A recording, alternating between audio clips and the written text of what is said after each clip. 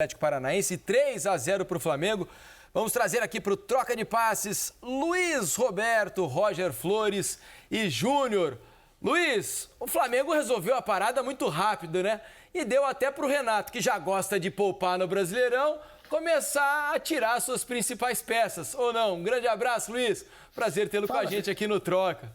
Fala, Felipe. Prazer é todo nosso aqui, rapaz. Você, o Roque, Rafa. Legal, tô ouvindo aqui o papo de vocês, né? Aliás, o Renato vai ficar bravo contigo, viu? Porque ele disse que não, eu não quero poupar no Brasileiro, eu ouço a fisiologia, sei lá, enfim. Mas hoje ele pôde usar praticamente todo mundo, né? O Thiago e o Diego foram poupados, o Thiago Maia e o Diego por uma questão mesmo muscular, digamos assim, e o Felipe Luiz, o Davi Luiz, Felipe Luiz voltou e tá bem, e além do Mateuzinho que estava suspenso. Mas o time que jogou é o time praticamente que vem jogando aí, né? E eu tô com essas feras aqui, ó, vou abrir para vocês acompanharem aqui, ó. Tô com essas feras aqui, então eu só distribuo o jogo, dou a hora certa e chamo eles. Fala, Maestro, tudo bem? Tudo beleza, Luiz, um prazer. E aí, Roger, tranquilo? Tranquilo, vamos lá nesse troca. Vamos lá nesse troca, né? Alô, mas é o que Felipe. Felipe tá esperto, tá ligado, tá ligado. Mas abraço, Roger, Júnior. É o que eles estavam dizendo, né? O Flamengo resolveu muito rápido mesmo, né? Foi um descuido, o Santos até disse, né? A gente teve um descuido nos primeiros minutos, tomamos logo 2 gols. Eu acho que talvez... É difícil, Luiz, por exemplo, você armar uma estratégia para jogar contra o time principal do Flamengo, o time titular. Porque esse é um time que sabe jogar em qualquer possibilidade. Se você vai jogar com a linha bem atrás, né, você tem jogadores como o Arrascaeta, como o Everton, que tem a qualidade para você desmontar um pouco essa marcação. Se você adianta demais essa marcação, você corre o risco do time quebrar essa marcação e te complicar em função do Gabriel, do Bruno Henrique, que são jogadores de velocidade. Então você tem que encontrar um meio termo, você tem que encaixar e ler aquilo que vai acontecer. E não aconteceu com o Atlético.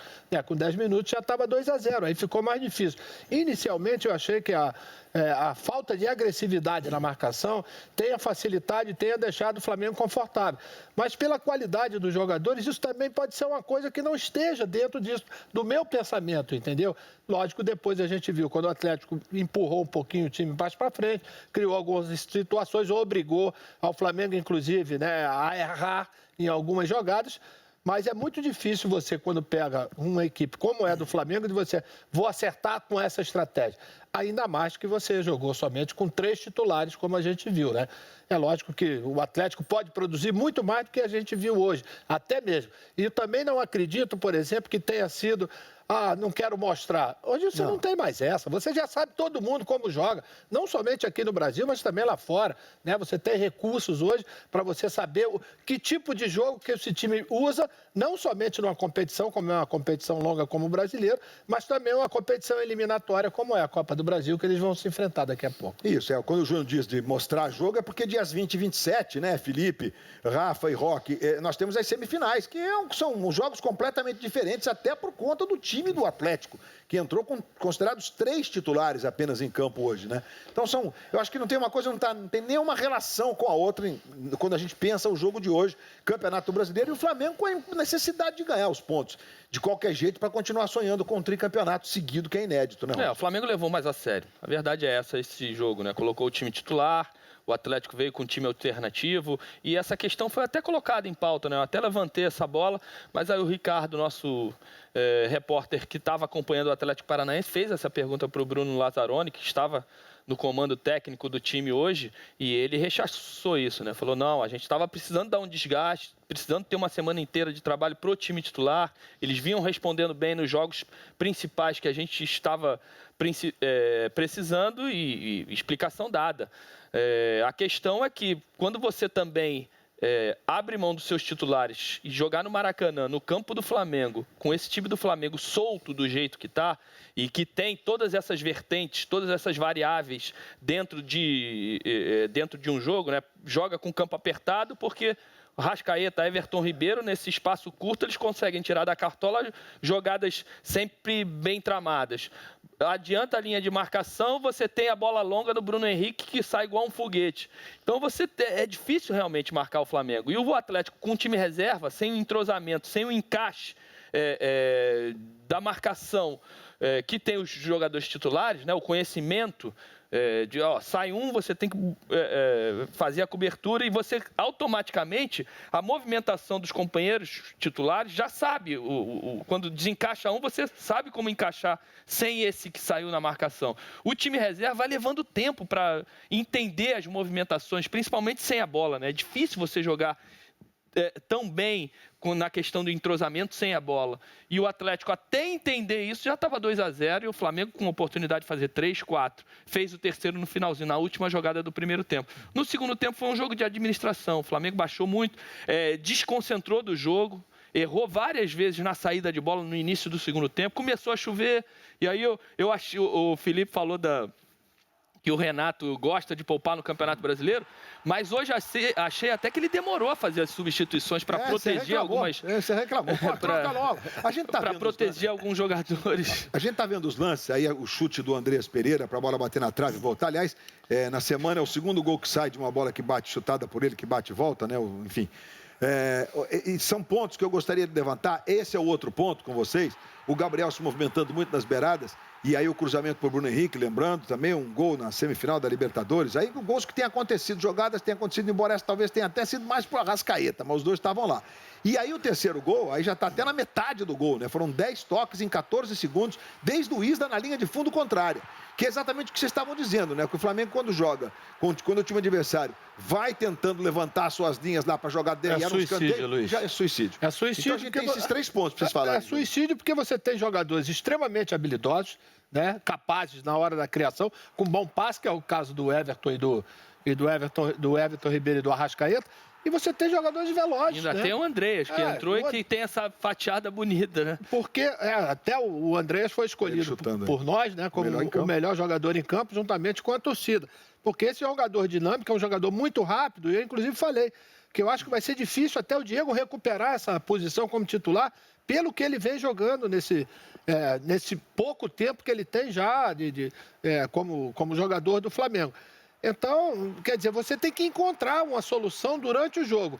E o fato volto a dizer, o fato do Atlético estar jogando com um time alternativo realmente complicou. Essa movimentação do Gabriel, quando ele cai pelo lado direito, Luiz, é importante que entre alguém no meio, porque o passe dele foi pro Arrascaeta, né? Ela subiu um pouquinho e o Bruno Henrique veio acompanhando a jogada e confirmou o gol. E essas movimentações... Sim, Luiz, eu queria que você falasse especificamente, então, do Andreas, que, né, como o Júnior disse, acho que ele vai ser titular, né? O Diego vinha jogando e a contratação ele é meio assim precisa, né? Porque o Andrés, ele não é exatamente o mesmo estilo do Diego, mas é um jogador com características de criação mais ofensiva. Ele parece mais com o Gerson, né? Mais com o Gerson até. O Flamengo foi no mercado para tentar substituir o Gerson. O Gerson era o titular, o Diego reserva. E nessa entre-safra entre Gerson e Andrés, o Diego fez o trabalho dele. É um jogador mais veterano, que conhece taticamente o jogo, que tem bom passe, mas é um jogador que retém mais a bola, né? Que às vezes a bola chega no pé dele e perde um pouco de velocidade de jogo. O Diego ainda é muito importante, é o capitão do time, mas eu acho que o André já é o titular da posição por tudo que ele tem entregue, né? Com pouco tempo, mas ele já dá ele dá um dinamismo no jogo. Uma amplificada do jogo, principalmente nessa ligação direta, né? A bola chega nele, antes você esperava mais do Arrascaeta e do Everton Ribeiro. Quando chega nele, mesmo de trás, ele tem esse passe longo, ele inverte muito bem a jogada. A jogada não precisa chegar do outro lado em 3 toques, ele consegue não só fazer a virada de jogo, isso dá velocidade quando tem a bola. Eu acho que ele é o tipo do jogador que ele joga sem e com a bola. Ele é o tipo, joga mais ou menos como o Gerson, só que muito mais rápido do que o Gerson, né? Ele é um jogador muito mais dinâmico do que o Gerson, né? São estilos semelhantes, entendeu, Luiz?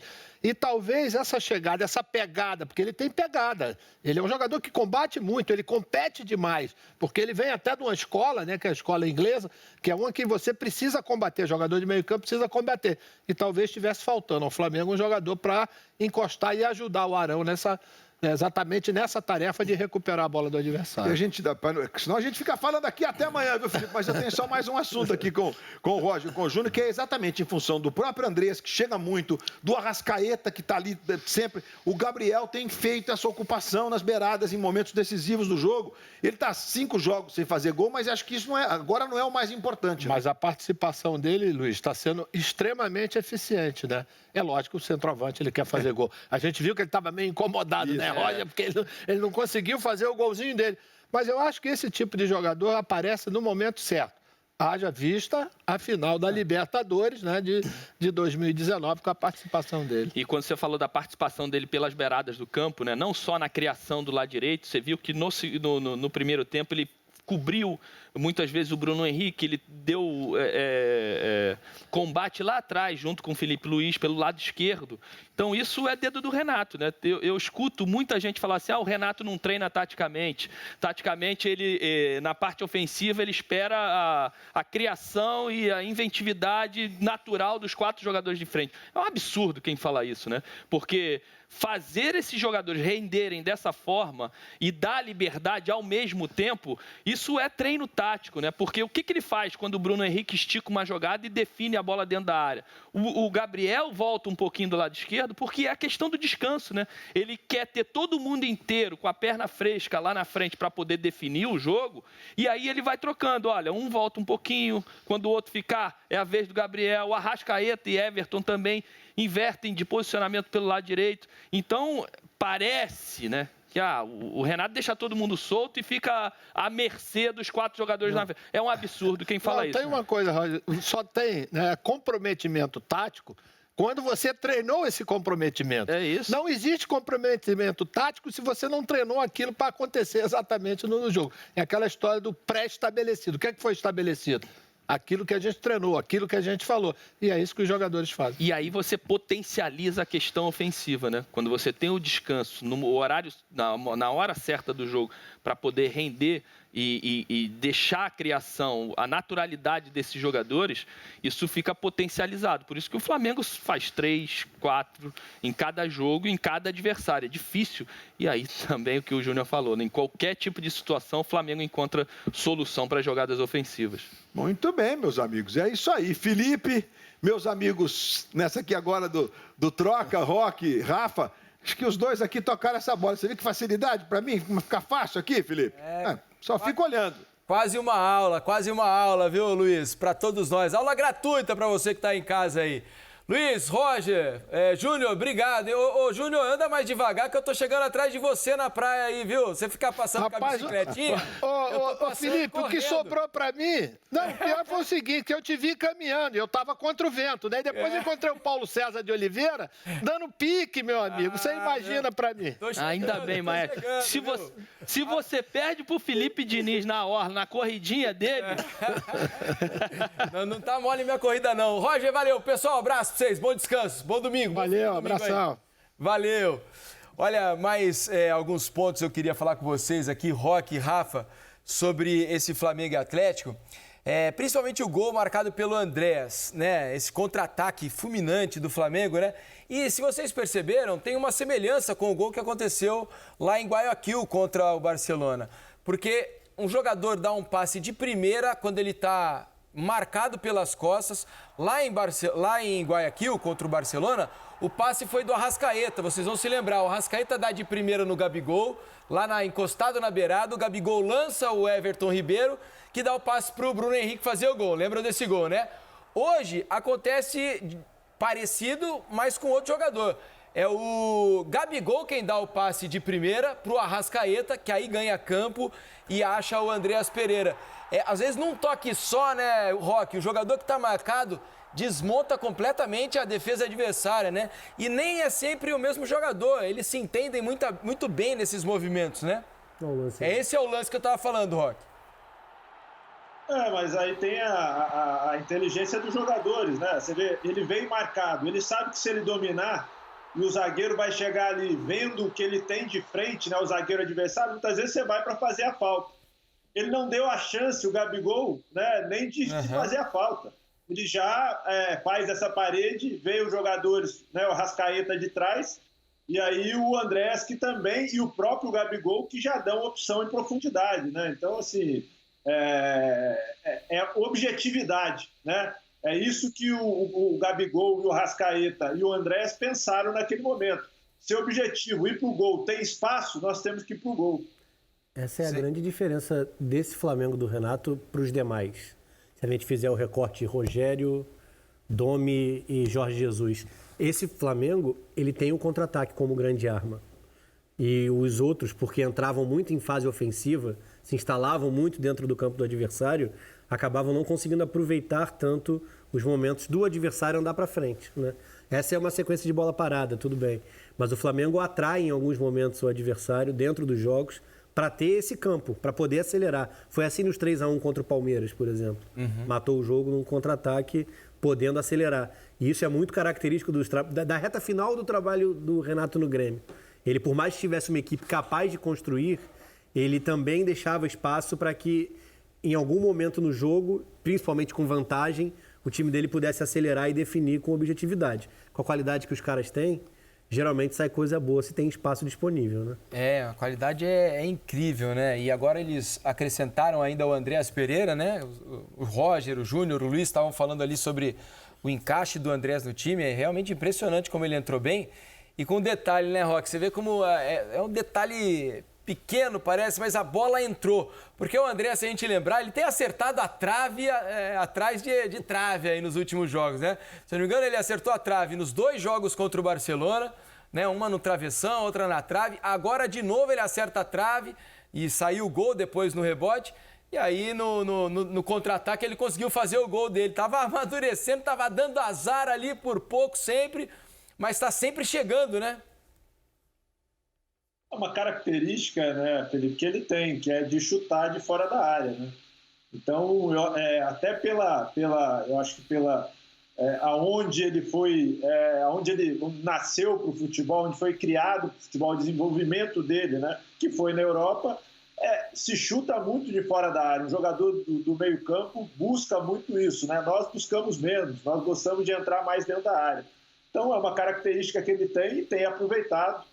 E o Flamengo também tem aproveitado. Eu acho que ele tem uma característica de um camisa 8, que hoje no futebol também é muito procurado, né? Que participe de todas as fases do jogo, né? Às vezes você tem jogadores que são mais, nessa posição, que são mais defensivos, né? Que vão participar muito da transição defensiva, da fase defensiva e pouco da transição ofensiva e do momento ofensivo. Ele participa bem das 4 fases do jogo. Então, é um jogador moderno, de meio campo, que o futebol hoje necessita e pede, né? Os clubes gostam e buscam jogadores com esse tipo de qualidade, que participam bem das 4 fases do jogo. É verdade. Com qualidade. Sim, sem dúvida nenhuma. E olha, para dar o dado aqui, Renato no Flamengo, desde que chegou, os números, são 21 jogos com esse de hoje do Atlético Paranaense, 17 vitórias, 2 empates, só 2 derrotas, tem 84% de aproveitamento. Vamos dar uma olhada também no lance de pênalti que teve hoje contra o Flamengo, né? O pênalti depois acabou sendo anulado pelo VAR por causa de um impedimento. Vamos colocar o lance? Pode ser agora? O pênalti marcado em cima do jogador do Atlético, pênalti cometido pelo Rodrigo Caio. Olha só, o jogador estica a bola, o Rodrigo Caio... Agora, é o lance que é difícil para o zagueiro, porque o jogador que está com a bola, né, Roque, ele dá uma escorregada, a gente vai ver na repetição, ele escorrega antes do choque, né? Ali você tem que estar muito atento, né, ali. Ele ia chegar, eu acho que o Rodrigo Caio se segura, não tem o contato, né? Ele veio justamente, o Carlos Alberto, ele já veio olhando o movimento do Rodrigo Caio, que era o quê? O que ele queria? Ele queria só tocar na bola. Claro que ele escorrega ali, né? Ele tem o escorregão, mas para mim o objetivo único dele era tocar na bola, porque ele sabia que ia chegar na frente. O Rodrigo Caio já vinha para fazer esse movimento, né? Acho que o Rodrigo Caio podia ter esperado ali, finge que vai, mas dá uma segurada, né? Acho que é isso o Rodrigo Caio podia ter feito e o Carlos Alberto foi muito inteligente nesse lance. E a gente tá vendo que o Carlos Alberto, quando recebe a bola, estava em posição... Eduardo. Oi? O Carlos Eduardo. Tem alguns problemas ali no Flamengo. Obrigado, Rafa. Não, tranquilo. O Felipe tá batendo lá em cima, né? Ele não tá posicionado como lateral na linha de defesa. E aí você tem o Léo Pereira vindo fazer a cobertura, ele fica no mano a mano, 1 contra 1. O Rodrigo tá muito longe. Mais do que o bote atrasado, esse bote acontece atrasado, o Carlos Eduardo é veloz, né? Sim. Então, assim, você tem que encurtar essa distância. Ou você tem uma cobertura do seu volante e o Arão não entra na linha. Ficou um buraco grande ali, né? A distância entre o Léo Pereira e o Rodrigo Caio é enorme no momento do drible, né? E é por isso que essa jogada sai. Por isso que ele consegue entrar na área e chegar antes do Rodrigo Caio. É verdade. Ô, Rafael. Fala, Roque. Só um outro ponto também, às vezes o zagueiro não precisa sair tanto, né?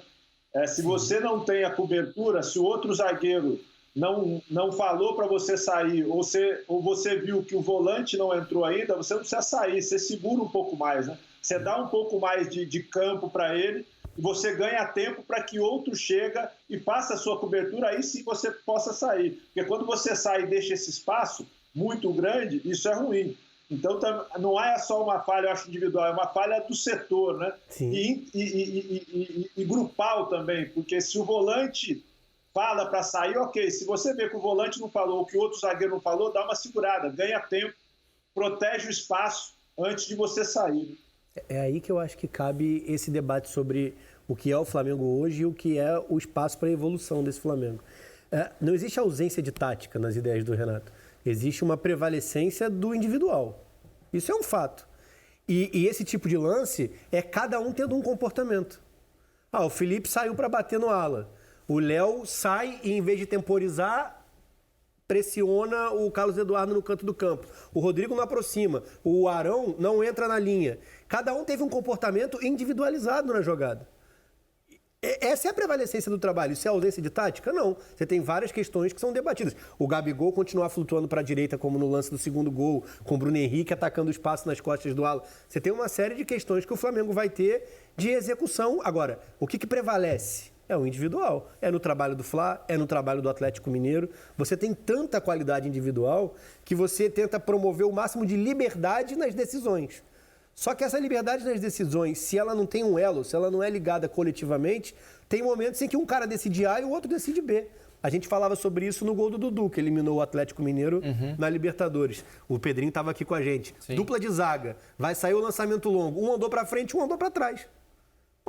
Eles têm que pensar em unidade, os caras são parte de uma mesma linha, entendeu? E o que acontece ali? É cada um pensando com a sua bagagem. Né? Eu acho que é esse o grande ponto assim, de evolução. Quando a gente sempre faz a comparação do melhor Flamengo que a gente viu nos últimos tempos, que é o de 2019. Aquele Flamengo tinha uma consciência, e não tinha no início do trabalho, passou a ter com o andamento. De bola coberta e descoberta, de linha encurtando o campo e de linha agindo antes, para não deixar o adversário trabalhar nas costas, que era um absurdo, cara. A coordenação era perfeita. Coletivamente, era muito mais evoluído do que a gente tem visto hoje no futebol brasileiro. Sem dúvida nenhuma. Olha só, daqui a pouco a gente vai acompanhar aqui no Troca de Passes as entrevistas coletivas, né? A gente vai ter a entrevista do Renato, que vai falar sobre essa vitória. E o que você imagina que o Valentim deva ter visto nesse Atlético de hoje, Rafa? Tudo bem que era um Atlético, né, muito mexido, com 8 jogadores titulares sendo poupados, não iniciando o jogo, só 3 titulares, portanto. Mas o que é que o Valentim que estava lá, a gente está vendo as imagens do Valentim acompanhando o jogo das cabines, o que você acha que ele viu lá? Algo que tenha impressionado negativamente ou positivamente? É muito difícil fazer essa avaliação em cima do que foi a escolha do Atlético para o jogo. E eu acho uma escolha compreensível, assim. A gente está falando de um Atlético que vem de 5 vitórias seguidas, né? Por diferentes competições, Copa do Brasil, Brasileiro e Sul-Americana. E contra adversários muito mais acessíveis do que o melhor Flamengo. Um Flamengo com seus titulares. Acho que daí veio a escolha. Até porque os jogos na sequência e permanecem quarta e domingo. Desde essa vitória contra o Santos, né, que eu tô falando que é a primeira da série na Copa do Brasil, é jogo só quarta e domingo pro Atlético. Então eu acho que a escolha de poupar na partida de hoje passa muito por pensar que o Atlético Goianiense é mais acessível como adversário. E ali na frente Bahia, Chape, Fluminense. São jogos que o Atlético tem uma condição maior de um enfrentamento. Contra o Flamengo, mesmo que viesse com os titulares, geraria dificuldade? Muito mais. Mas talvez não fosse suficiente pela capacidade do Flamengo, pelo momento que vive, por uma briga num outro patamar. Eu acho que o maior desafio do Valentim, e aí eu acho até que vale acentuar o jogo de hoje, é identificar o quanto do trabalho dele ele tem que colocar de cara nesse Atlético. Porque é um Atlético se recuperando, sem ele. É um Atlético conquistando a vaga nas competições mata-mata, um Atlético que voltou a encaixar resultados no Brasileiro para voltar a olhar para cima e tinha desgarrado muito da parte de cima. Só que é entender o quanto das ideias dele se assemelham com o que vem sendo feito nesse trabalho de recuperação. A oscilação dentro da temporada foi natural. O Atlético passou de maneira mais acentuada no Brasileiro pelo que o Fortaleza está passando, pelo que o Bragantino está passando. Excluindo os 3 principais investidores do futebol brasileiro, Atlético, Palmeiras e Flamengo, esses times vão passar, eles não têm caixa para 3 competições no ano, Não, ainda mais um ano de pandemia. Palmeiras e Flamengo tiveram oscilações. Sim, o Atlético é o único que tem conseguido manter uma certa regularidade. Verdade. Vamos fazer o seguinte, vamos ouvir ele, que está por cima da carne preta, Renato Gaúcho, falando sobre a vitória do Flamengo sobre o Atlético Paranaense. Eu acho que o meu trabalho está ligado ao grupo, né? Trabalho, pelo menos na minha opinião, muito bom. Até porque os números não mentem. Então hoje o Flamengo está numa semifinal de Copa do Brasil, o Flamengo está numa final de Libertadores, estamos brigando pelo brasileiro, temos jogos a menos, enfim, o Flamengo está bem nas 3 competições e a gente sempre busca isso, o nosso objetivo é isso, buscar títulos. Então o Flamengo está vivo, eu acredito que, como eu falei, os números não mentem, estão aí, continuar dando uma continuidade nesse trabalho aí para que a gente chegue nos nossos objetivos, que é dar a volta olímpica. Monique Danello, TNT Esportes. Renato, boa noite. A CBF confirmou na sexta-feira que as rodadas do Campeonato Brasileiro não serão adiadas e você terá que jogar as próximas partidas sem 4 titulares. O quanto isso influencia e até que ponto atrapalha o Flamengo na disputa pelo título do Brasileirão? O presidente do Flamengo, né, o Landim, já foi muito feliz na colocação dele. Não cabe muito ao treinador entrar nesses detalhes, né? Mas eu acho que as datas FIFA deveriam ser cumpridas. O Flamengo ele está disputando 3 competições. O Flamengo a cada 3 dias é uma decisão que nós temos, independente da competição que a gente joga. Nosso grupo é muito bom, sempre elogiei, vou continuar elogiando. Agora, nós temos 4 jogadores que estão servindo a seleção. 2 no Brasil, 1 no Chile, 1 no Uruguai. E nessas horas, os únicos beneficiados são os nossos adversários. Quem perde muito com isso é o Flamengo. E como eu falei, a cada 3 dias nós temos uma decisão. Então é difícil de entender certas coisas. Mas eu volto a repetir, o presidente já fez sua colocação. A minha colocação é igual do clube. Porque no momento o Flamengo tem sido muito prejudicado. Inclusive com datas de jogos que o próprio presidente do Flamengo colocou aqui. Joga quarta-feira contra o Bragantino, sábado a gente já tem jogo contra o Fortaleza e na terça-feira, viagem longa pra gente, já na terça-feira, a gente chega aqui domingo de manhã praticamente, já na terça-feira tem outro jogo contra o Juventude e depois a gente joga no próximo domingo e na quarta a primeira da semifinal da Copa do Brasil. Quer dizer, em menos de uma semana praticamente o Flamengo vai fazer 3 jogos fora as viagens. É difícil de entender certas coisas. Mas eu sou treinador, sou pago para treinar a equipe, tenho procurado fazer o meu trabalho. Agora fica difícil, né, de entender certas coisas, até porque a exigência é muito grande aqui no Flamengo. Volto a repetir, a cada 3 dias nós temos uma decisão e a gente perde jogadores importantes para esses próximos jogos. Gabriel Reis, canal Paparazzo Rubro Negro. Boa noite, Renato. Você fez a opção hoje pelo Kennedy no lugar do Bruno Henrique. A intenção foi aproveitar os 3-0 no placar para dar um pouco mais de ritmo de jogo ao atleta, que vinha entrando poucos minutos, tanto que quando o Mich entrou, o Kennedy foi para a direita. Uma hora ele tem que jogar. Eu tenho conversado com ele, a gente tem preparado o Kennedy, a gente está tendo todos os cuidados possíveis, já que há muito tempo que ele não estava jogando. Da mesma forma com o Davi, nós colocamos para jogar e já no segundo jogo ele sentiu. Então a gente não quer que nenhum jogador se machuque. Então a gente vai soltando aos poucos. Ele já havia jogado alguns minutos em outros jogos. Só que uma hora ele tem que começar a aumentar esses números. No caso, hoje ele jogou 45, ele entrou no lugar do Bruno. Ele gosta de jogar pelo lado direito, mas entrou pelo lado esquerdo, que ele também sabe jogar por aí, até porque a gente precisa dele. Nós temos alguns jogadores na seleção, alguns jogadores entregues ao departamento médico. Ele precisa buscar ritmo, e o jogador só busca ritmo jogando. Então hoje ele entrou, tecnicamente ele não foi tão bem, mas é uma coisa normal, pelo longo período que ele estava parado, mas esse mesmo ritmo e essa parte técnica só vai readquirir jogando. Então por isso que hoje já soltei ele um pouquinho mais, 45 minutos. Pedro Henrique... Tá certo, tá aí um trecho da entrevista do Renato Gaúcho falando, ele reclama, né, com razão, a data FIFA não deveria tirar jogadores dos times do Campeonato Brasileiro. Não é só o Flamengo que está sendo prejudicado. O Flamengo teve 4 jogadores convocados, vai ter 4 desfalques aí para as próximas rodadas. Palmeiras e Atlético Mineiro, que são os outros concorrentes aí ao título do Campeonato Brasileiro, também vão perder 3 cada um. O Palmeiras perde 3, o Atlético Mineiro também vai perder 3 jogadores para as convocações em virtude das rodadas aí das eliminatórias sul-americanas. Ô Roque, desde a sua época existia esse tipo de reclamação, né? E até hoje o que impressiona é que a gente não conseguiu resolver esse problema, que é muito sério, né? Os clubes investem, trazem jogadores, pagam os salários e durante boa parte do ano não podem contar com esses atletas porque estão defendendo as seleções.